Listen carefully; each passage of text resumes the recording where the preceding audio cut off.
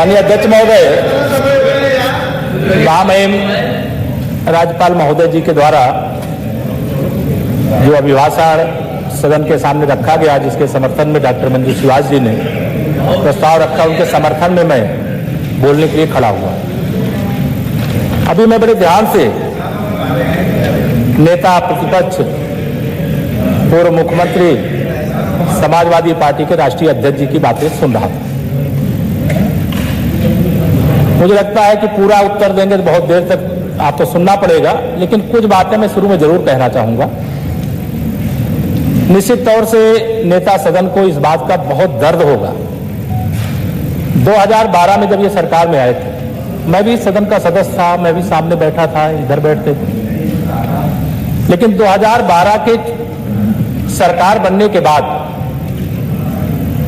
जब 2014 का लोकसभा चुनाव होता है, उस समय अपने काम के बल पर दावा किया गया था कि उत्तर प्रदेश के अंदर भारतीय जनता पार्टी का सुपड़ा साफ करेंगे और समाजवादी पार्टी प्रदेश के साथ देश में भी सरकार बनाएगी। अगर इनके कार्य तनिक भी अच्छे हुए होते, जिसका बड़ा गुणगान इतनी देर से मैं घंटे भर से सुन रहा हूं, आप भी सुन रहे हैं, पूरा सदन सुन रहा है, पूरा प्रदेश सुन रहा है, और उसके गुणगान का उसका जवाब जनता ने दिया। जनता ने क्या जवाब दिया? सुपड़ा साफ हो गया समाजवादी पार्टी का। मैंने सुपड़ा साफ हो गया समाजवादी पार्टी का। उसके बाद बड़े दावे किए जा रहे। 14 में हारने के बाद 2017 का विधानसभा चुनाव आया, तो 5 वर्ष की उपलब्धियां जिसको आप गिनाते हुए थकते नहीं। मैं नहीं जानता हूं ये आपको कौन सा रोग है। अगर कोई रोग है, मैं कहूंगा आप जांच नहीं कराएंगे।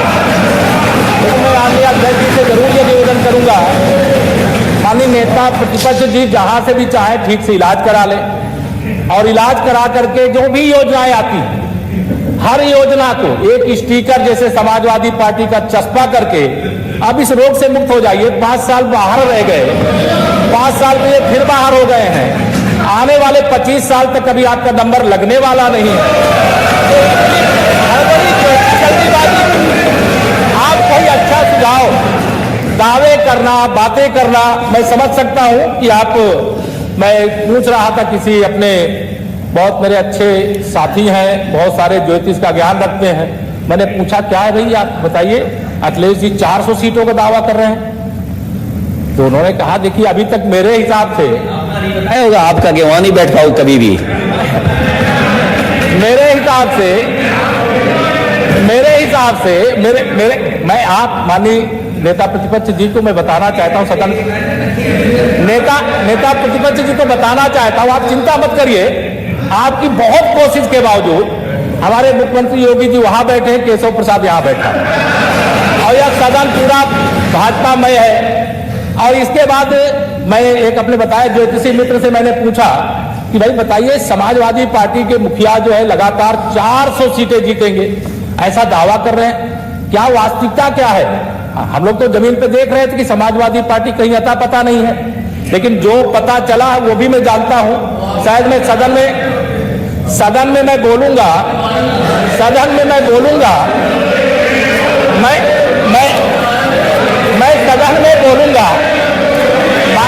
अरे इतना शांत देखिए, शांत सुन ले। अभी हम लोग नेता प्रतिपक्ष को बड़ा ध्यान से सुना, नेता प्रतिपक्ष को आप सब लोग शांत हैं, थोड़ा आप भी सुन लेंगे तो अच्छा रहेगा। चुनाव शांत रहिए। 400 सीटों का दावा कर रहे थे, अब 400 सीटों का दावा करते करते 111 में सिमट गए।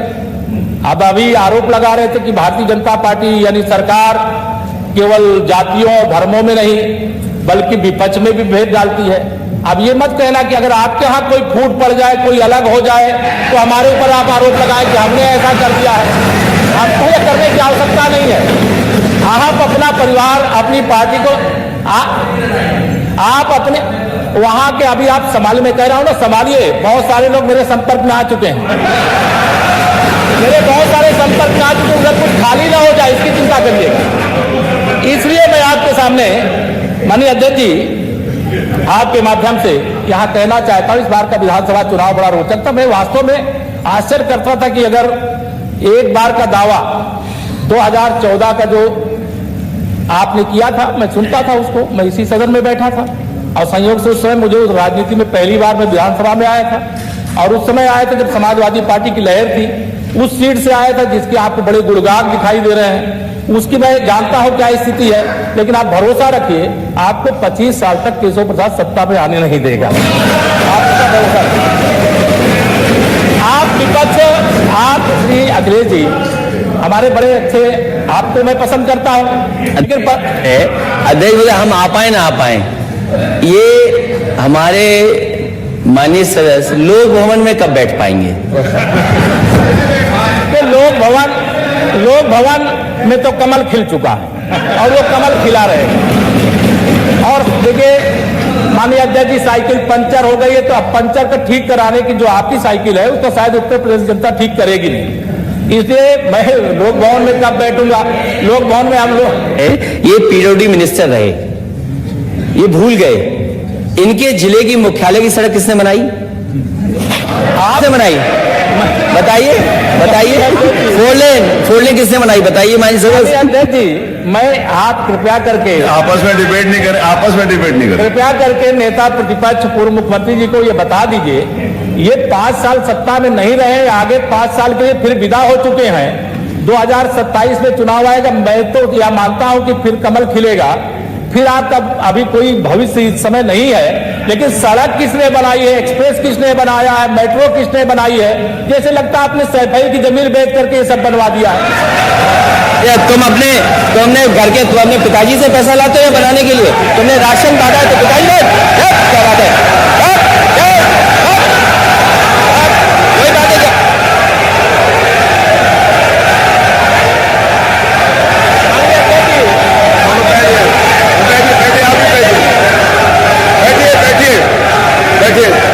आप भी बैठे, राजेश जी आप भी बैठे, सब लोग बैठे, आप भी बैठिए, आप भी बैठिए, सब लोग, नेम जी बैठिए, राजीव बैठो, आप भी बैठिए प्लीज, आप भी बैठे, आप बैठिए, आप बैठिए, जवाब हो गया, उन्होंने दे दिया, आप बैठिए, आप हो गया जवाब, वो नेता है ना माननीय अखिलेश जी ने दे दिया, आप बैठिए, आगे बातचीत चलना चाहिए, बैठिए। नहीं कड़वी बात अगर कही है तो कड़वी बात सुनिए भी ना, दोनों बात, आपने भी कड़वी बात कही, उन्होंने सुनी, उन्होंने कड़वी बात की, आप सुनिए, बैठिए बैठिए मनीष जी, मनीष और सीजा जी बैठिए, आप भी बैठे, सब लोग बैठे। अध्यक्ष जी,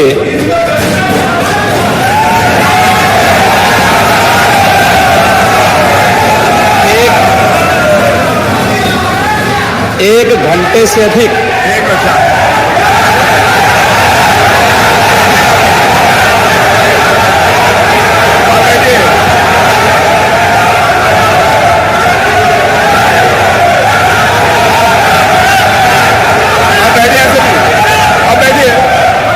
माननीय अध्यक्ष जी, नेता सदन खड़े हैं, माननीय आप अनुमति दे चुके हैं, उसके बाद ये शोर शराबा ठीक नहीं है, ये उचित बात नहीं। अध्यक्ष जी, 1 घंटे से अधिक पूरा सदन माननीय नेता प्रतिपक्ष को सुनता रहा, बड़ी शालीनता के साथ उन्होंने अपनी बात कही, विपक्ष के नेता का जो दायित्व था उन्होंने अपने कर्तव्यों का निर्वहन किया, हम लोगों ने सुना।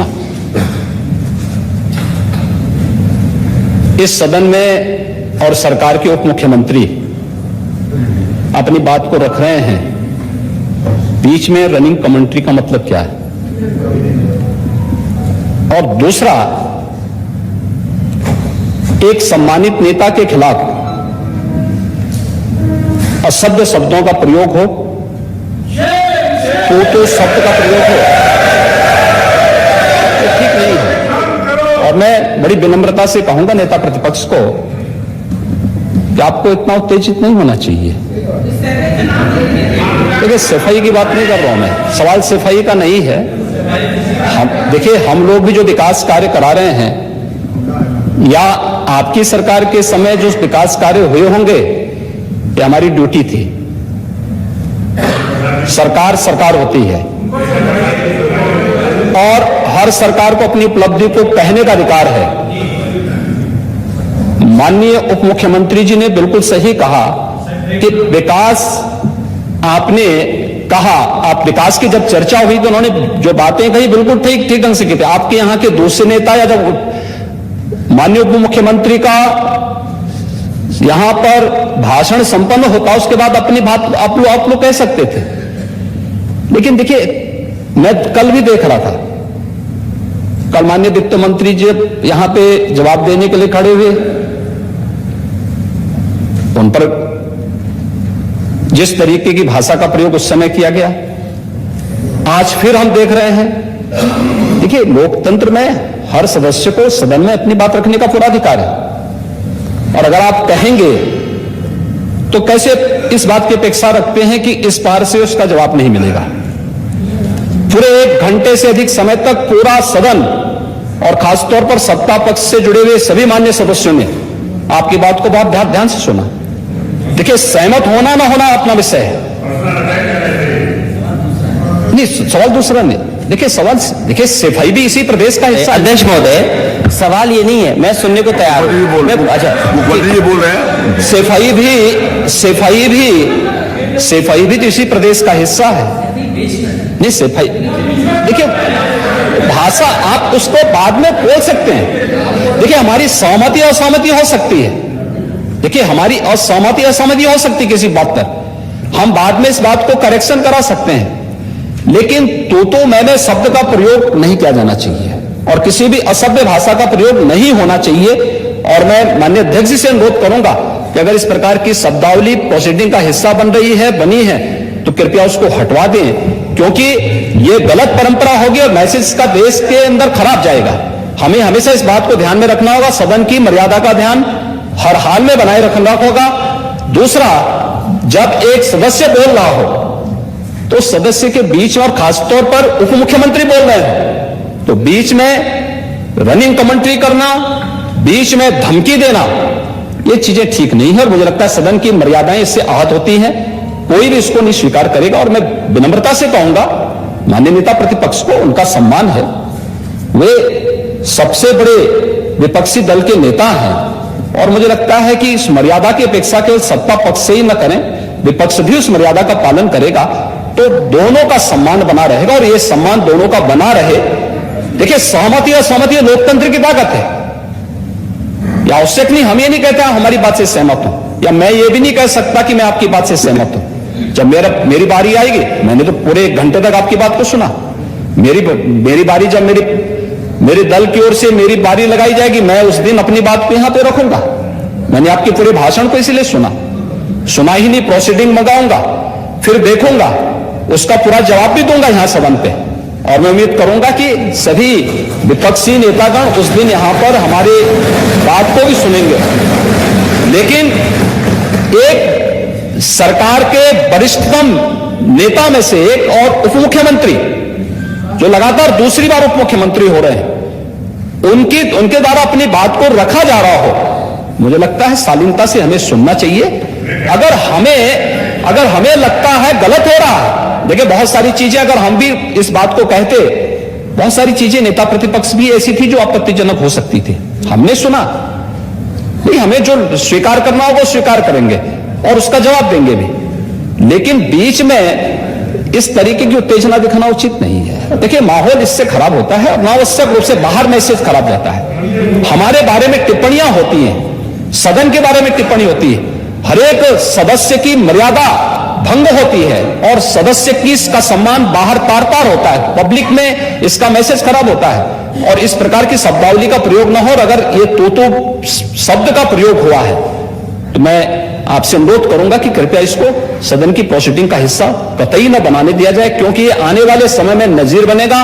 फिर यही होगा जो इससे पहले इस सदन में होता रहा है, उस चीज को हर हाल में रोकना होगा। और मैं आपसे विनम्र अनुरोध करूंगा कि ये रनिंग कमेंट्री, बीच में धमकी देना, ये चीजें बंद होनी चाहिए। अच्छा होगा कि धन्यवाद। अध्यक्ष महोदय, जो बात अगर नेता सदन ने कहा कि कोई अनपार्लियामेंट्री लैंग्वेज और वर्ड्स आए तो उनको निकाल दिया जाए, मैं भी सहमत हूं। लेकिन मेरा अध्यक्ष महोदय वही निवेदन ये भी है कि किसी को पर्सनल नहीं कहा जाना चाहिए। सैफई आपको बहुत ज्यादा सैफे की जमीन बेच करके हम और आप लोग को जनता हमें मौका देती है अपना बजट खर्च करने के लिए। आपको और हमें मौका मिलता है। मुख्यमंत्री जी ने कहा ना कि कोई भी किसी को वो सरकारी पैसे से होता है, वो मेरा यही निवेदन है, नेता संघ से बहुत अच्छी तरीके से कि इस तरह की बात नहीं आया कि जमीन बेच करके कर दिया है। माननीय केवल मैंने ये कहा था कि जो आपके जिले के लिए जो 4 लेन बनी थी वो किसने बनाई थी? माननीय मुख्यमंत्री जी ये बात है। माननीय ये देखिए फिर सब लोग जरा ध्यान से सुने, सब लोग बीच में माननीय अध्यक्ष महोदय, बीच में जो भी अनुपत्ति होगी, मैंने कहा जो कुछ भी होगा। माननीय अध्यक्ष महोदय, मैं बीच में जब मैंने अपना भाषण कर रहा था उसमें नेता प्रतिपक्ष खड़े होकर के क्या कहे, शोर शराबे में बात सुन नहीं पाया, लेकिन जो मेरे कहने का एकमात्र तात्पर्य है कि उत्तर प्रदेश की जनता की सेवा के लिए जनता ने आपको नकार दिया और भारतीय जनता पार्टी को लगातार स्वीकार किया। आपको 2014 में नकारा, आपको 2017 में नकारा, आपको 2019 में नकारा, आपको 2022 में नकारा और आपको 2024 में भी नकारे। इसलिए ये कहना कि ये ठीक है, आपकी सरकार के समय कोई काम शुरू हुआ होगा, लेकिन हर चीज घोषणा मंत्री बनने से कोई काम पूरा नहीं होता। आपके समय घोषणाएं इतनी हुई, शिलान्यास इतने हुए, योजनाओं को पूरे 5 साल में तो पूरा लगातार माननीय अध्यक्ष जी देखता रहता था कि हर दिन जब देखो तो हमारे नेता प्रतिपक्ष का एक ट्वीट आता था कि ये योजना तो हमने शुरू की है। अरे भैया, पूरी करके क्यों नहीं गए? अधूरी छोड़ करके क्यों गए? अगर अधूरी छोड़ करके गए तो उसमें अपना स्टिकर चस्पा करने के अवरोध से मुक्त हो जाइए। मैं आपसे यह अनुरोध करना चाहता हूं। मैंने यही कहा कि आप कोई एक ऐसा रोग हो गया है कि कोई योजना होगी उसमें समाजवादी पार्टी का स्टिकर चिपका दो। श्री अखिलेश यादव जी की सरकार के समय काम शुरू हुआ था। अरे आप अगर काम देखते, गरीबों का काम देखते, तो मैं समझता हूं कि आपको प्रशंसा के अलावा कोई दूसरा शब्द खोजने से नहीं मिलता। मैं तो एक गरीब परिवार में पैदा हुआ हूं। मैं ऐसे परिवार में पैदा होकर के मैं कभी सोचा भी नहीं था कि मैं कभी उत्तर प्रदेश की विधानसभा का सदस्य बनूंगा, लेकिन विधानसभा का भी सदस्य बना, देश की संसद का भी सदस्य बना, विधान परिषद का भी सदस्य बना। लगातार दूसरी बात, विश्व की सबसे बड़ी पार्टी की सरकार बनने के बाद उप मुख्यमंत्री बना। इससे आपको दर्द है, मैं जानता हूं कि केशव प्रसाद क्यों बन गए दोबारा वो उप मुख्यमंत्री। मैं जानता हूं आप पिछड़ों के हितैषी नहीं, पिछड़ों के विरोधी हो, आपको स्वीकार ही नहीं। मैं अगर आप पिछड़ा इस भेद में नहीं पड़ता, लेकिन आपको इस बात का दर्द है कि यह सारा का सारा जो आपने एक साम्राज्य स्थापित किया था, वह साम्राज्य जनता ने उखाड़ करके फेंक दिया। इसका दर्द है आपको, मैं जानता हूं। और आपके मैं दावे की ही चर्चा कर रहा था। एक तो माननीय अध्यक्ष जी आपके माध्यम से कह रहा था कि 400 सीट का दावा मैं अपने एक ज्योतिषी मित्र से पूछ रहा था कि भाई ये 400 सीट का जो दावा है, जो 400 सीट का दावा, इसमें क्या सच्चाई है? तो मुझे आश्चर्य यही लग रहा था कि यह क्या है। मतलब लगातार कई डिबेट में, कई इंटरव्यू में मैं आपके भाषण भी सुनता था, सभाओं में भी सुनता था, तो मुझे लग रहा था 400 का दावा कर रहे हैं। क्यों कर रहे हैं? क्योंकि जमीनी हकीकत निश्चित तौर से मैं भी जानता हूं। मैं भी उत्तर प्रदेश के अंदर गरीबों के बीच में हूं, जरूरतमंदों के बीच में हूं, दिन भर जनता से भी मिलता हूं, क्षेत्र में जाकर लोगों से भी मिलता हूं। तो मुझे पता था कि समाजवादी पार्टी अभी सत्ता के इर्द गिर्द नहीं आएगी। अब कुछ बातें ऐसी हैं कि मैं इस सदन में कहूंगा तो वो दूसरे प्रकार की बात हो जाएगी। कैसे आपके नंबर इतने बढ़ गए? मेरा तो विश्वास था कि आप 47 का आंकड़ा नहीं पार करवाएंगे, लेकिन मैं ये नहीं कहता था कि आप 47 का आंकड़ा पार कर लिए, आप 100 से ज्यादा सीटें जीत लेकर के आ गए। वह ठीक है, जनता का जनादेश जहां तक पहुंचा है, आपको प्रतिपक्ष में रहने का मौका दिया है तो आप प्रतिपक्ष में रह करके, लेकिन कभी अगर एक बात गरीबों के बारे में अगर आप सोचते, मैं देख रहा था जोशी ने जो कहा है कि अभी श्री अखिलेश यादव जी के और समाजवादी पार्टी के 25 वर्ष तक सत्ता में आने का योग नहीं है। अब इसको मैं ये मेरे मित्र ने कहा है, आप कहेंगे उसका प्रमाण, इसका कोई प्रमाण नहीं। ज्योतिषी गणना के हिसाब से बता दिया, वो मैं आपको बता दे रहा हूं। इसे अभी 25 साल तक उधर बैठने के लिए तैयार रही, उधर बैठने के लिए तैयार रही। मेरे लिए क्या कहा है? दूसरों का देखते रहे और अपना चुनाव हारे। बैठे मैं गुस्सा नहीं करें। मैं माननीय नेता प्रतिपक्ष जी के आपके माध्यम से नेता प्रतिपक्ष जी को कहना, मुझसे पूछे मेरे लिए क्या कहा। अरे आप नहीं चाहते कि केशव प्रसाद दोबारा उप मुख्यमंत्री बने, फिर उप मुख्यमंत्री बन करके बैठा हूं। मैं तो कह रहा था कि मैं सदस्य बन करके आऊंगा कि नहीं आऊंगा। आपको इसकी चिंता नहीं कि मैं वहां बैठ जाऊं, लेकिन आप चाहे जितना दूध में आप डालते हो नींबू, लेकिन हम दूध में चीनी डालते हैं, हम मीठा करते हैं, आप दूध को फाड़ने का काम करते हैं। हम सब एकजुट होकर के सरकार को चलाए। दोबारा सरकार बन करके आई है और दोबारा सरकार बन करके आई है, तो मैं यही कह रहा था माननीय अध्यक्ष जी कि आप अपनी तरफ बचा के रखना, इधर की चिंता मत करिए। इधर तो हम लोग रहेंगे क्योंकि वहां से बहुत सारे लोग हमारे संपर्क में। अभी आप कई चीजें गरीबों की बात कर रहे थे। अब गरीब आदमी कोई जाति और धर्म और समुदाय से रिलेटेड नहीं होता। मैं भी गांव का रहने वाला हूं। जिस गांव में अब नगर पंचायत बन गई है, जहां मैं रहता, मेरा भी घर जहां था, कभी हम लोग कल्पना नहीं करते थे कोई हमारे घर में कोई शौचालय बन जाएगा, कभी कल्पना नहीं करते थे कि हमारे घर में भी बिजली लग जाएगी। मैं स्वयं संगठन का काम करता था, कभी सोचा नहीं था कि एक गैस का कनेक्शन मेरे घर में आ जाए। मैं दूसरों की बात नहीं करता, पूरा प्रदेश इसका साक्षी। लेकिन आज जब ये आंकड़ा देखता हूं कि 1 करोड़ 41 लाख गरीबों के घर में बिजली का कनेक्शन फ्री में पहुंचाने का काम सौभाग्य योजना के माध्यम से प्रदेश की सरकार ने कर दिया। आप उस गरीब का दर्द अपने सरकार के समय दूर नहीं किए। आपको गरीब की, पिछड़ों की, वंचितों की किसी की चिंता नहीं थी, हमारी सरकार को चिंता। आप प्रधानमंत्री आवास योजना में देख रहा था, आज के कार्यकाल में तो माननीय प्रधानमंत्री जी ने 2014 में सरकार बनने के बाद तत्काल योजना प्रारंभ कर दी थी, लेकिन आप तो 1 लाख का आंकड़ा भी नहीं छू पाए। आप सोचते थे अगर प्रधानमंत्री आवास बन जाएगा तो साइकिल पंचर हो जाएगी। मैं उस समय संसद में पहुंच गया था माननीय अध्यक्ष जी, और संसद में पहुंच करके मैं उस समय सहयोग से मेरी पार्टी ने मुझे प्रदेश का अध्यक्ष बना दिया था 2016 में। मैं कहता था कि आप केंद्र सरकार की जो योजना है उस योजना को उत्तर प्रदेश के गरीबों के लिए आने दो, लेकिन हर काम में बैरियर लगा करके खड़ा करने का काम अगर किसी सरकार ने सबसे अधिक किया था तो मेरा भी जो अनुभव है 2012 से लेकर के 2022 तक का, तो श्री अखिलेश जी के नेतृत्व वाली समाजवादी पार्टी की सरकार ने केंद्र सरकार की योजना यूपी में ना आने पाए, इसके लिए कदम कदम पर बाधा डालने का काम किया। और उसके कारण मैंने कहा आने देते तो प्रदेश का भला होता, प्रदेश के लोगों का भला होता।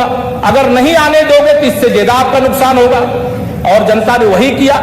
उस समय जो आपके हालात हुए, आप 300 सीट जीतने का दावा कर रहे थे 2017 में, लेकिन आपकी नीतियां अगर सही होती, आपके कार्य अगर सही होते तो निश्चित तौर से आप फिर जीत करके आते, आप फिर यहां बैठते। लेकिन आपको जनता ने एक बार नहीं दूसरी बार नकार दिया, और दूसरी बार विधानसभा में नकारा, और 2 बार लोकसभा में नकारा। कभी आप कांग्रेस के साथ गए तब भी आपको जनता ने नहीं स्वीकार किया, कभी आप बुआ जी से मिल गए तब भी आपको जनता ने स्वीकार नहीं किया।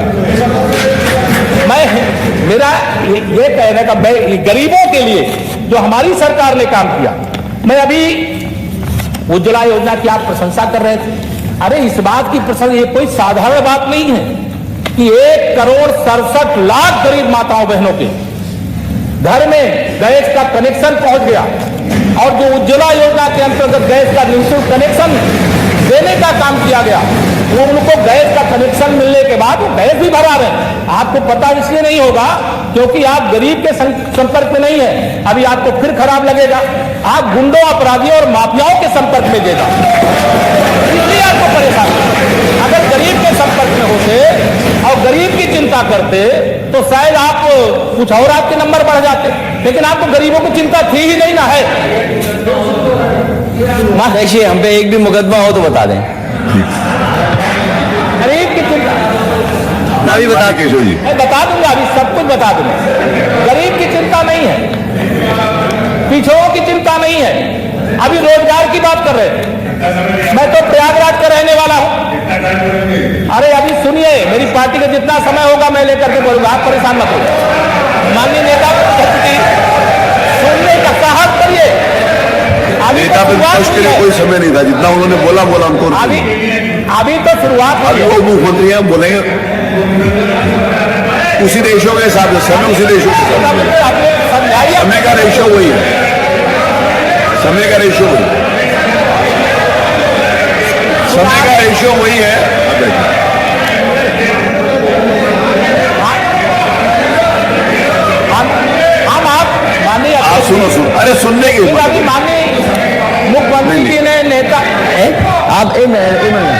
नहीं, समय उतना दे देना जितने में अपने मुकदमे बता दें बस।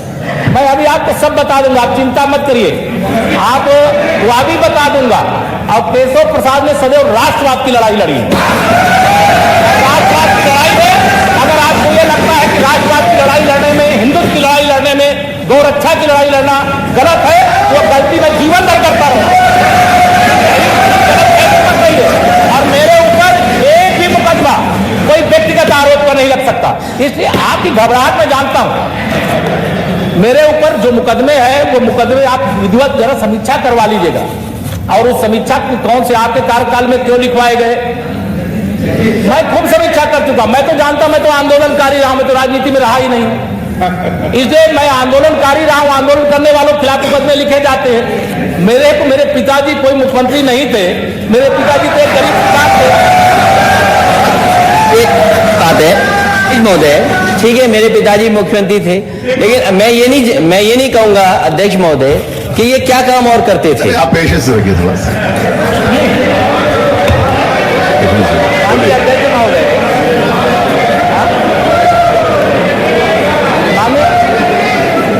माननीय अध्यक्ष महोदय, मैं चाय बेचता था, मैं अखबार बांटता था, मैं अपने खेत में काम करता था। आपको मेरी गरीबी का अगर मजाक उड़ाना है तो मजाक उड़ा लीजिए। अध्यक्ष महोदय करता था,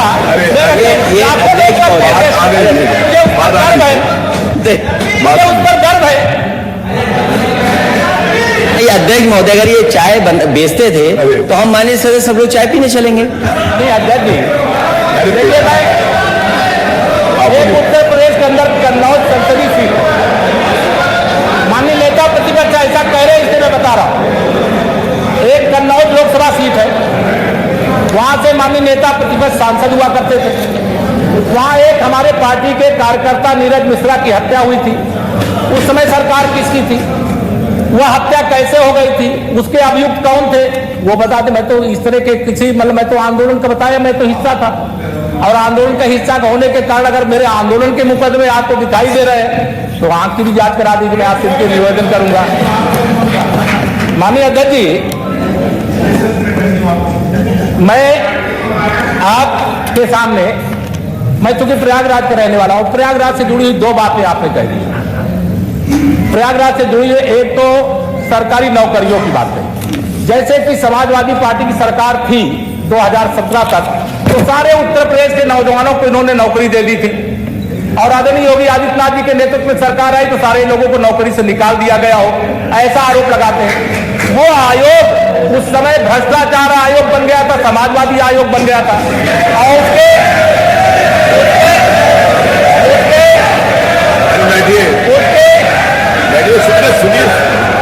माननीय अध्यक्ष जी, उसका भी एक मेरे ऊपर मुकदमा है। उस समय समाजवादी पार्टी की सरकार थी, वो भ्रष्टाचार जो आयोग के अंदर हो रहा था, वहां के छात्रों ने आंदोलन किया था, वहां मैं विधायक था। उस समय 2012 में जब विधायक चुनकर के आया था, लोकसभा चुनाव लड़ने से पहले विधायक था, विधायक के नाते सभी जितने विधायक चुने गए तो उनको बुलाया। नहीं अध्यक्ष महोदय, परीक्षाएं कितनी रद्द हुई वो भी बता दें।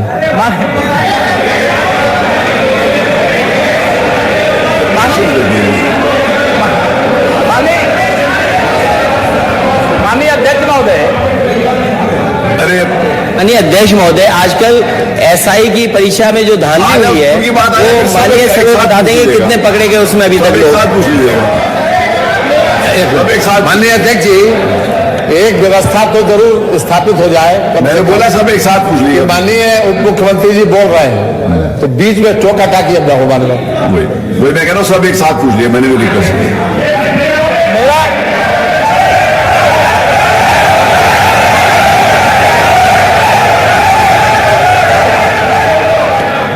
कृपया, मैं पूरी बात समय जो है मैं बता रहा हूँ, मान्यवर जो समय है ना वो संख्या के आधार पर निर्धारित होता है। मेरी बात सुन लीजिए, मेरा निवेदन सुन लीजिए, संख्या के आधार के ऊपर निर्धारित होता है, और जिस प्रकार की जितनी रेशियो के हिसाब से संख्या होती है उस हिसाब से निर्धारित होता है। एक सेकंड, वो पूरा नहीं, अगर उस रेशियो के हिसाब से आप अपनी लिस्ट दे दो कि एक आदमी बोलेगा तो मैं उसी को अलाउ करूंगा, बाकी किसी को नहीं बोलने दूंगा। तो उसी के हिसाब से एडजस्टमेंट समय हमेशा आप बड़े पुराने सदस्य, आपको ये बात पता होनी चाहिए, समय राजनीतिक दलों के रेशियो के हिसाब से होता है, उसी हिसाब से। माननीय अध्यक्ष जी, आपने जो कहा मैं उसको सिरोधार करता हूँ। यही है, यही बात है। मान्यवर, कल जब मुझे शुरुआत बोलने का अवसर मिला तो माननीय अधिष्ठाता महोदय ने 10 मिनट में ही मुझे बैठा दिया। हमारी भी संख्या 111 की है। आपके यहाँ से लंबी लिस्ट थी ना? नहीं, लंबी लिस्ट। अगर आप कल का भी समय निकाल के रेशियो देख लोगे तो आपको ज्यादा ही मिला होगा, कम नहीं मिला लिस्ट इनकी भी है। आप उधर आपको कम नहीं मिला होगा। सुन लें, उधर से आप 2 को बुला रहे हैं, इधर से 1 बुला रहे हैं। मतलब आपने तो उस, आप मेरे से सूची ले लेना, मैं आपको भेज दूंगा। आपने तो बात दिया है, मैं आपको दे दूंगा, लगभग बराबर से बोले। नेता विरोधी दल और नेता सदन उसके अलग हैं। बाकी लोगों के मान्यवर निश्चित रूप से एक समय सीमा होनी चाहिए, और अगर समय सीमा आप नहीं करेंगे तो दूसरे को भी दीजिए मान्यवर। तुम्हें संख्या कम हो जाएगी। नेता और उपनेता के लिए समय की कोई वो नहीं होनी चाहिए बार बार। क्यों? उप मुख्यमंत्री नहीं है, उप मुख्यमंत्री नहीं है, ये मान्यवर नहीं, सामान्य सदस्य में और उप मुख्यमंत्री में मान्यवर फर्क होना चाहिए मान्यवर। ये कृपा करके आप अपनी व्यवस्था बना ले मान्यवर। नहीं, ये व्यवस्था बना ले मान्यवर, लेकिन ये टोका टाकी नहीं होनी चाहिए। नहीं, टोका टोकी नहीं होगी। मानी केशव जी, अध्यक्ष महोदय, मैं जानता हूँ, मैंने अपनी रूलिंग दे दी ना बेटी। आप मान्यवर इसी तरीके से अगर ये होगा तो इनके मान्य सदस्य बोलेंगे तो क्या होगा? बैठे, ऐसे फिर कोई बोल नहीं पाएगा। नेता और उपनेता के लिए कोई समय नहीं आता। नेता और उपनेता के लिए समय की बाध्यता आप तय कर दें, आप तय कर दें मान्यवर। नेता के लिए और नेता प्रतिपक्ष के लिए कोई समय निर्धारित नहीं। मैं सामने बैठे हुए मेरे मित्रों की परेशानी में समझ सकता हूँ, क्योंकि इनको सच सुनने का साहस ही नहीं है। सच सुनने का साहस नहीं है। अगर सच सुनने का साहस हो तो धैर्यपूर्वक सुन लीजिए, मैं ऐसी कोई बात नहीं कह रहा। और आप फिर सुन क्यों नहीं पा रहे? आप सुन लो, आप सच सुनने का साहस रखो। मानिए अध्यक्ष जी, अरे बैठिए, अरे सुनिए तो, सुन लीजिए, अरे सुन लीजिए माननीय, आप सुनिए। मैंने बोल दिया ना, राजनीतिक दलों के हिसाब से समय होगा। मैं आपको अपनी लिस्ट भेजूंगा, अगर आपको कम मिला होगा तो ज्यादा दे दूंगा। मैं उत्तर प्रदेश लोक सेवा आयोग सहित प्रदेश के जितने भर्ती आयोग थे उनकी मैं चर्चा कर रहा हूं। अभी माननीय नेता प्रतिपक्ष ये कहे कि आपके ऊपर कितने मुकदमे हैं, बता दीजिए। एक मुकदमा, आप मुख्यमंत्री थे और जो भर्तियों में भ्रष्टाचार हो रहा था उसके खिलाफ छात्रों का आंदोलन था। एक जनप्रतिनिधि के नाते उसमें मैं शामिल होने के लिए गया, और उसमें शामिल होने के लिए गया तो आपने मुझे मुखाभियुक्त बना दिया। क्यों बना दिया वो मैं आप तक समझता हूं, क्योंकि मैं पिछड़े वर्ग से आता था। आपको बर्दाश्त ही नहीं था कि केशव प्रसाद क्यों वहां पर गया। माननीय अध्यक्ष महोदय, मैं केवल ये कहना चाहता हूं, आपने कहा कि रोजगार हमारी सरकार में, मैं भी गांव का रहने वाला हूं, यहाँ तमाम माननीय सदस्य जो बैठे हैं गांव के बैकग्राउंड वाले हैं। किसी सरकार के समय बिना पूजा मतलब कुछ चढ़ाए किसी नौजवान को नौकरी नहीं मिलती थी। और आज मैं इस सदन में दावे के साथ कह सकता हूं कि उत्तर प्रदेश का एक भी नौजवान ये आरोप नहीं लगा सकता है कि आदरणीय योगी जी के नेतृत्व में भाजपा की सरकार में पैसा देकर के नौकरी। अब कोई नकल कराने वाला गैंग, ये आपकी उपलब्धि है, मैं मानता हूं कि आपकी जब सरकार थी। अरे बैठिए ना, अरे बैठ जाइए, आप बैठिए, माननीय सदस्य साहब बैठिए, माननीय सदस्य साहब बैठिए, आप बैठिए। माननीय अध्यक्ष जी, जब ये उपलब्धि हमारे नेता प्रतिपक्ष जी जब मुख्यमंत्री थे उस समय एक उपलब्धि बहुत बड़ी थी। ये जो अभी आप माननीय नेता प्रतिपक्ष जी बीच में खड़े होकर कहे तो SIT जांच चल रही है, ये आपकी उपलब्धि है कि आपके शासनकाल में हमारी सरकार जब थी, मैं आपको बता रहा हूं, आप मेरी भी बात सुन ले कृपया। माननीय अध्यक्ष जी, जब हमारी सरकार थी माननीय कल्याण सिंह जी के नेतृत्व में, तो उस समय नकल हमारी सरकार के समय बंद। मैं उस समय सदन का सदस्य नहीं था।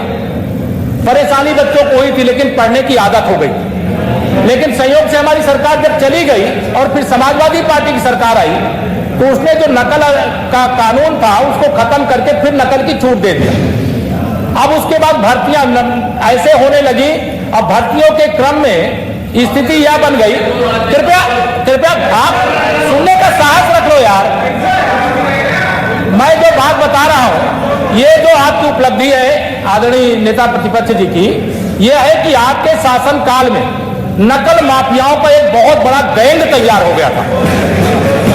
और वह गैंग ये पेपर लीक कराने का काम और उसको बेचने का काम, उसको बहुत पकड़ लिया गया है। आने वाले समय में आप भरोसा रखिए, आप भरोसा रखिए, एक एक को पकड़ करके अंदर करा जाएगा, एक एक को पकड़ करके अंदर किया जाएगा।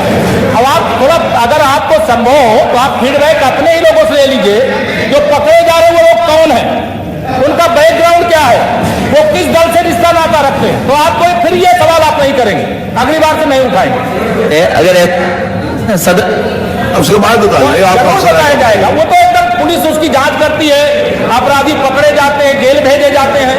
लेकिन हमारी सरकार का आदरणीय योगी जी के नेतृत्व में यह प्रयास है कि उत्तर प्रदेश का कोई नौजवान गरीब का बेटा खेत बेच करके, जमीन बेच करके, कर्ज ले करके, जेवर बेच करके उसको नौकरी पाने की जरूरत ना पड़े, उसे भ्रष्टाचार मुक्त भर्तियां और उसको मेरिट के आधार पर अवसर मिले। अध्यक्ष महोदय, अध्यक्ष महोदय,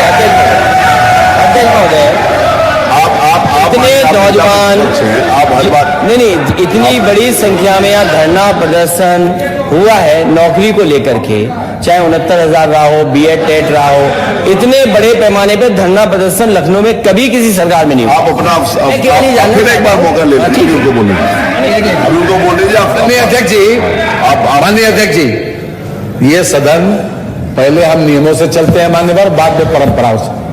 मान्यवर, अगर कोई सदस्य मान्यवर इधर से बोल रहा है, डिप्टी सीएम साहब बोल रहे हैं, तो अगर ये चाहेंगे ये बैठ जाए, उधर से कोई आदमी बोलना चाहे तब ये बैठ जाए, तभी अनुमति हो सकती है हमारे। ये सदन की परंपरा रही है मान्यवर। तो पहले हम नियम से चलते हैं, सभी को मालूम है। अगर ये अनुमति नहीं देते, ये सबको मालूम है, सबको अगर डिप्टी सीएम अनुमति नहीं देते तो मान्यवर उधर के आदमी को बोलना नहीं चाहिए और बैठ जाना चाहिए। मैं इसकी अनुमति इंटरवेंशन नहीं करना चाहिए, ये मैं कई बार कह चुका हूं, और उसके बाद लगातार टोका टोकी होती है। ये अपने आप में गलत परंपरा है मान्यवर, इसको रोका जाना चाहिए। तो नहीं, आप गलत बात, आप बैठ जाइए। नहीं, आप प्लीज बैठ जाइए, आप बैठ जाइए, आप बैठ जाइए। अगर आपको नहीं सुनना तो आप निकल जाइए, आपको नहीं सुनना तो आप निकल जाइए, ये बात गलत है। आप बैठ जाइए, अगर आपको सुनने की क्षमता नहीं है तो आप प्लीज चले जाओ, नहीं तो मुझे इंगित करना पड़ेगा आपको। बैठ जाइए प्लीज। आप आदर सम्मान, आप सुनिए, सुनने की क्षमता रखिए ना, आप सुनने की क्षमता रखिए। देखिए, अगर आप उनकी बात, मैं इनके बाद आप ही को अवसर दे दूंगा, आप बता दीजिएगा जो कुछ बताया, नोट कर लीजिए, उसके बाद नोट कर लीजिएगा ना। आपने जो कुछ बताना है उसके बाद सब बता दीजिएगा, मैं आपको अवसर दे दूंगा, उसके बाद आप नोट कर लीजिए सब कुछ।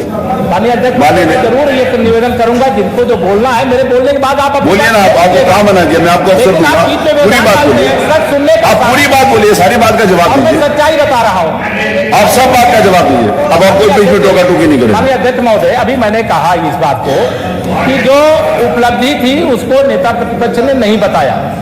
नकल अध्यादेश हमारी सरकार लाई थी, उस समय श्रीमान बाबूजी कल्याण सिंह जी के नेतृत्व में थी, उसको खत्म किया था आदरणीय मुलायम सिंह जी के नेतृत्व में जब सरकार थी। जो नकल हो रही थी उसको हमने खत्म किया, फिर आपने शुरू किया।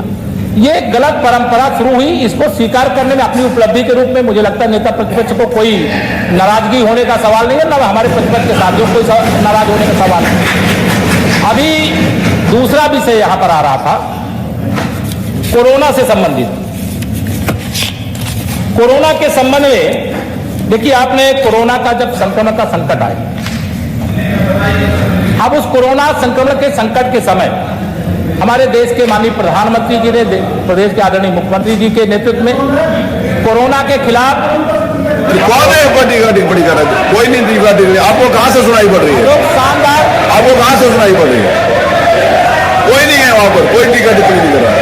कोई टीका टिप्पणी नहीं कर रहा, मैंने उसको भिजवाया ऊपर देख के, वो उसका कैमरा चालू है, अगर कोई भी ऊपर टिक्का नहीं करना।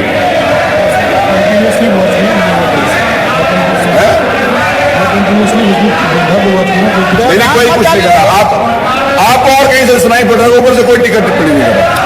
कोई टिक्का टिप्पणी करने का अधिकार नहीं है, वहां पर मार्शल बैठे हुए, कोई टिक्का टिप्पणी करेगा तो उसी समय उसको हटा देंगे।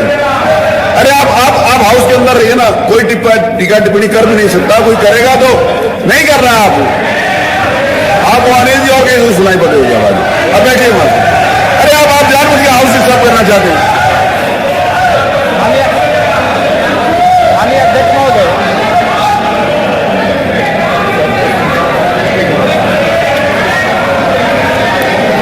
माननीय अध्यक्ष आप महोदय, जाके देखिए मार्शल, वहां से रिपोर्ट दीजिए, वहां पे आदमी खड़ा आप करिए, समझ रहे हैं, मैं भी समझ रहा हूं। अगर कोई है तो उसको मिलेगी, विल बी पनिश।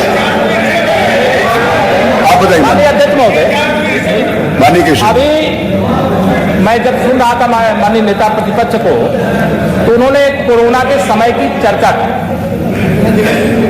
पूरी दुनिया में हिंदुस्तान की प्रशंसा करने वाले, अभी कल ही हम देख रहे थे क्वाड में, जापान में हमारे देश के माननीय प्रधानमंत्री जी गए थे। अमेरिका जैसे सभी सुविधाओं से युक्त संपन्न देश का राष्ट्रपति उसकी प्रशंसा कर रहा है कि भारत ने बहुत शानदार ढंग से कोरोना के संक्रमण से निपटने का काम किया। उत्तर प्रदेश पूरी दुनिया के आबादी में 5वें नंबर पे हमारा स्थान आता है, और जितने शानदार ढंग से कभी हमारे नेता प्रतिपक्ष ये चर्चा कर देते, हाँ उत्तर प्रदेश की आबादी 23 करोड़ से अधिक है और महाराष्ट्र की आबादी उससे कम है, केरल की आबादी उससे कम है, बाकी राज्यों का भी उल्लेख करते, एक लाइन कह देते कि हाँ आदरणीय योगी जी के नेतृत्व में शानदार ढंग से कोरोना संक्रमण के खिलाफ लड़ाई लड़ी गई, और लड़ी गई। आपको देखिए, मैं अभी मेरी बात को अभी फिर मैं जानता हूं उधर से बुरा मानेंगे, लेकिन मैं कहूं कि आपने कहा देश के वैज्ञानिकों ने दिन रात तपस्या करके कोरोना की वैक्सीन तैयार की, और हमारे नेता प्रतिपक्ष ने कहा हम कोरोना का टीका नहीं लगाएंगे, ये बीजेपी का टीका है। और मैं आरोप लगा, इनको ना तो कोरोना का टीका पसंद है ना माथे का टीका पसंद है, माथे का टीका लगाता मैं कोरोना का टीका नहीं लगाते आया। अब महोदय, अध्यक्ष महोदय, अध्यक्ष महोदय, आप ये नहीं आप उसका जवाब दें, ऐसे नहीं, ये क्या बात है? आप बात में सुन, आप जवाब दें, आप जवाब दें, आप उसका जवाब देंगे ना। क्या बात है? अरे वो उन्होंने कोई बात बोली, आप उसका जवाब दें। ये ठीक बात नहीं अध्यक्ष जी, ये अध्यक्ष जी ठीक बात नहीं, क्योंकि इस बहस में जो वैक्सीन है, मैं कोई साइंटिस्ट नहीं हूं, लेकिन साइंटिस्ट का पढ़ता हूं, जो रिसर्च पेपर वो पढ़ता हूं, मैं इनसे कहता हूं, मैं उस पर कोई टिप्पणी नहीं कर रहा वैक्सीन पे, क्योंकि ये वर्ल्ड ओवर ऐसे लोग भी थे जिन्होंने वैक्सीन नहीं लगाई। शायद हमारे डिप्टी सीएम नहीं जानते ये बात, दुनिया का डिप्टी सीएम ही नहीं जानते, और ये क्या कह सकते मैं टीका नहीं लगाता। अरे उन्होंने कहा आप पिछड़ों को बर्बाद कर रहे हो, बैठ करके पिछड़ों को धोखा दिलवा रहे हो, वो आपको याद ही नहीं है, और आप वो अपमान भूल गए जो तख्ती लगी थी, हटा दिया गया। आप शांत रहिए, गलत बात। माननीय अध्यक्ष महोदय, क्योंकि कोरोना के संबंध में आपने चर्चा की, इसलिए कोरोना संबंधित में आप ही के विषय में से कुछ विषय लेकर के बैठ करके नोट कर लिया था, और नोट करके उसका जवाब मैं प्रयागराज का रहने वाला हूं। अब प्रयागराज का रहने वाला हूं, अभी आपने कहा वो लाशों के ढेर, मैं चाहूंगा कि जैसे आप प्रतिनिधिमंडल सरकार को बदनाम करने के लिए भेजते थे, एक प्रतिनिधिमंडल आज भेज दीजिए। आज तो कोरोना कर्म होते नहीं हो रही है, वो प्रयागराज की धरती में बहुत बड़ी संख्या में पूर्वांचल के लोग गंगा जी के तट पर जाते हैं। आज भी वहां जाकर के देखेंगे तो वहां बहुत सारे लोग गंगा जी के किनारे बालू के नीचे अपने परिवार के जो सदस्य उनके नहीं रहे इस धरती पर, उनको जाकर के वहीं दबा करके बालू के अंदर आते हैं, वहां ऊपर वो रामनामी डाल देते हैं, वो सब आज भी दिखाई दे रहा है। अगर आप देखेंगे तो आपको दिखाई देगा, लेकिन अगर आप चश्मा ही ऐसा लगाए रहेंगे कि हमें तो सरकार की मतलब कमियां खोजनी है, तो चश्मे से तो वो नहीं दिखाई देगा। इसलिए माननीय अध्यक्ष महोदय, मैं कोरोना की चर्चा, हम माननीय प्रधानमंत्री जी हम लोगों की बैठक ले रहे थे, सभी कार्यकर्ता पूरे प्रदेश भर के, हम भी एक कार्यकर्ता के नाते ही बैठे थे। उन्होंने कहा कि हम सबका प्रथम कार्य क्या है। पहला काम हमारा ये नहीं है कि हम राजनीतिक दल हैं, सरकार में हैं, तो दल के नाते केवल चुनाव लड़ना, चुनाव जिताना, सरकार बनाना और सरकार का कोई पद प्राप्त करके सुख भोगना। हमारा प्रथम कर्तव्य यह है कि हम लोगों की सेवा प्रथम अपना लक्ष्य रखें, कोई भूखा न रहे। यह मंत्र हमको दिया गया, सरकार के माध्यम से जो हम कर सकते थे वह भी किए। पार्टी के हमारे एक एक कार्यकर्ता दिन रात तपस्या किए। मैं आरोप नहीं लगा रहा, लेकिन यह सच है कि मुझे जो जानकारी में फीडबैक भी लेता था, कोई हमारे समाजवादी पार्टी के मित्र कोरोना काल में कोई भूखे को भोजन कराते हुए नजर नहीं आए। माननीय अध्यक्ष महोदय, तो कोरोना काल में कोरोना का इतना बड़ा संकट आया, कोई भूखा ना रहे, इस संकल्प के अनुसार प्रधानमंत्री गरीब कल्याण अन्न योजना शुरू हुई।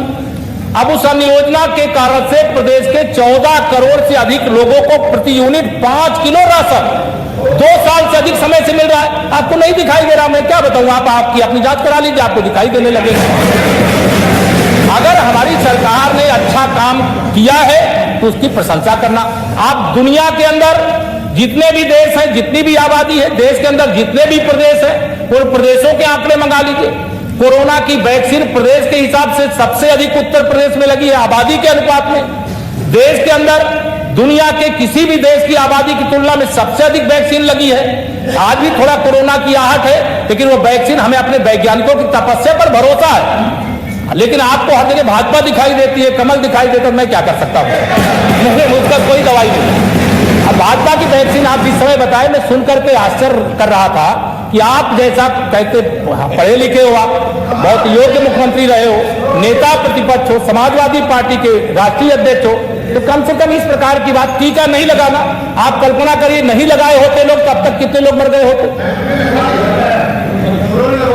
नहीं, मुझे मालूम है, लगवा ली। लेकिन अगर इस तरह का दुष्प्रचार करने से, इस प्रकार के दुष्प्रचार करने से फायदा नहीं, नुकसान ही होता। इसलिए मैं आपसे यही चाहूंगा कि आप अपनी बात को निश्चित तौर से, आप प्रतिपक्ष में हैं, सरकार को जो अच्छी आप बातें बताना चाहते बताने का अधिकार है, आप बताइए। सरकार जो आपकी अच्छी बातें होंगी उनको सुनेगी। आप एक एक्सप्रेस वे को लेकर के, अरे आप कल्पना करिए कितने एक्सप्रेस वे बन रहे हैं इस समय, आपने घोषणा कर दी।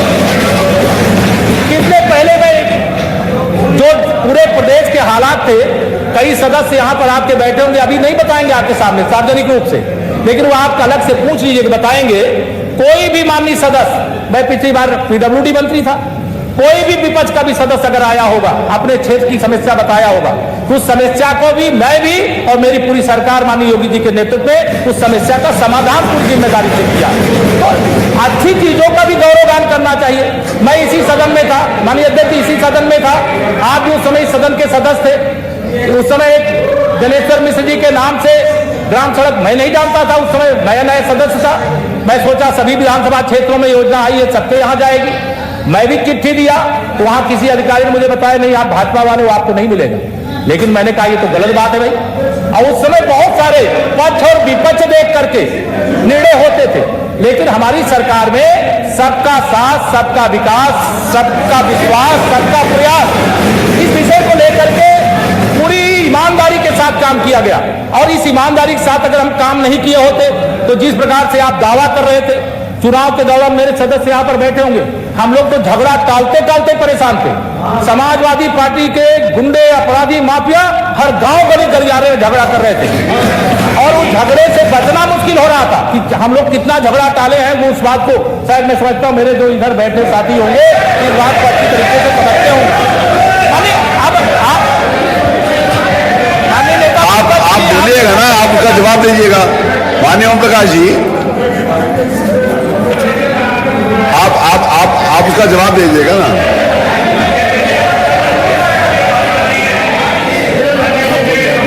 माननीय अध्यक्ष जी, माननीय केशव जी,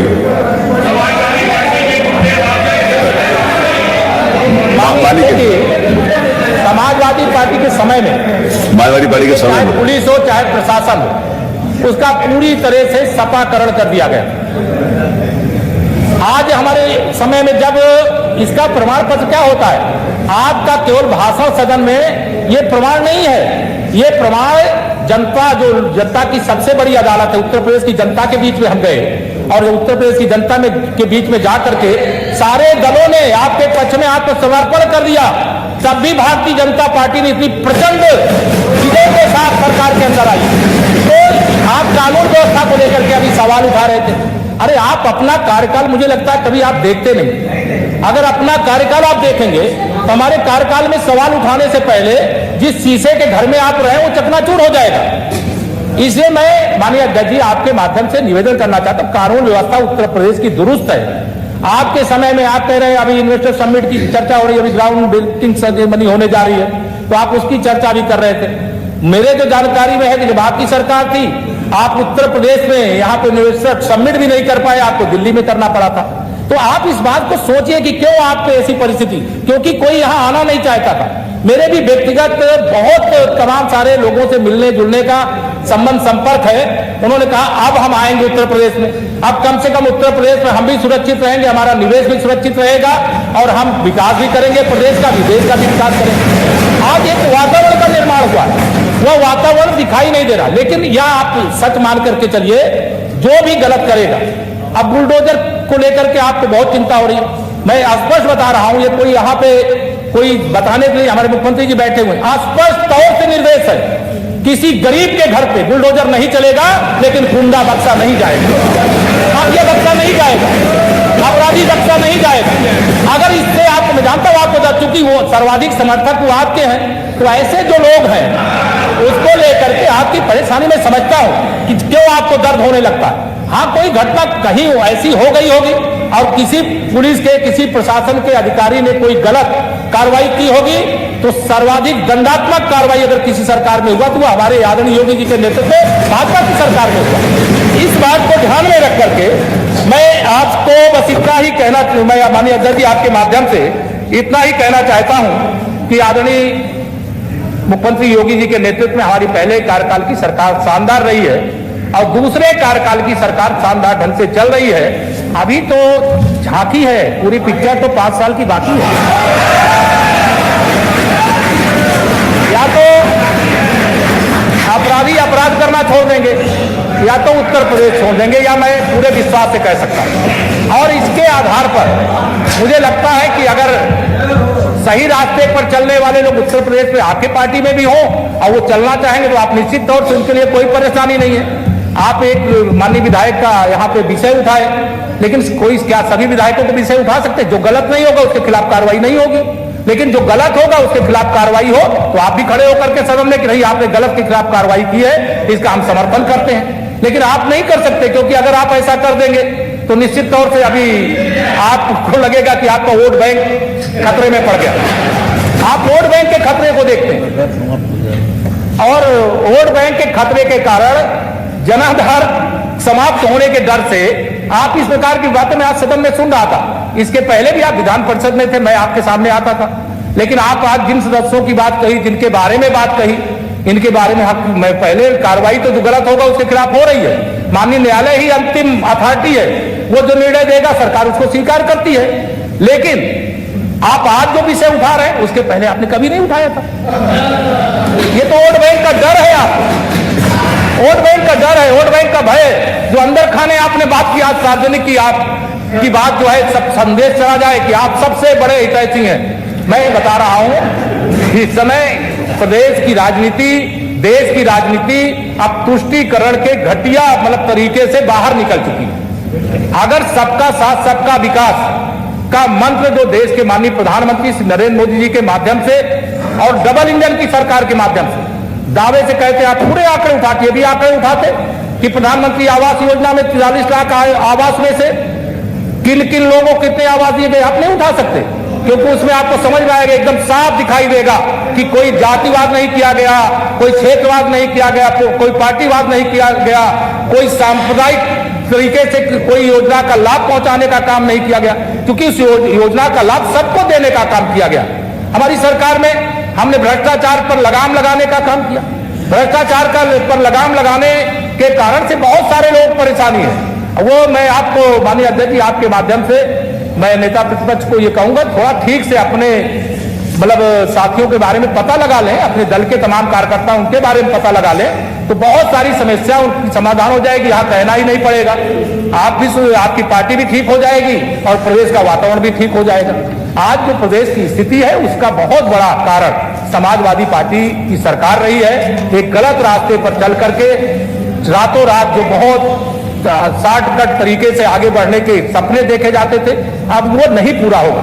परिश्रम करके, प्रयास करके, कोई कार्य करके कोई आगे बढ़ सकता है, लेकिन गलत रास्ते पर चल करके कोई आगे बढ़ेगा तो निश्चित तौर से उसके खिलाफ कार्रवाई देश की सरकार भी और प्रदेश की सरकार भी कर रही है। मैं बहुत सारी बातें कहना था, लेकिन मैं और बातें न कह करके बहुत सारी, क्योंकि बहुत मेरे साथियों को परेशानी हो रही है। आपने किसान की बात कही थी, आप किसान की बात कही तो किसान की बात में आप कभी एक लाइन अगर इस बात का स्वागत कर देते, छोटे छोटे किसान, हम तो जिस परिवार से आते हमारे स्वयं की 1 एकड़ भूमि भी नहीं थी हमारे घर, लेकिन जो 5 बिस्वा जमीन वाले, 10 बिस्वा जमीन वाले पूर्वांचल के जो सदस्य इधर उधर दोनों तरफ बैठे हैं, बताइए छोटी छोटी जोत वाले किसानों को प्रधानमंत्री किसान सम्मान निधि के रूप में 2-2 हजार की 3 किस्त के माध्यम से 6,000 रुपए वर्ष में जिनको जाता है, आप एक बार उसकी भी प्रशंसा कर देते।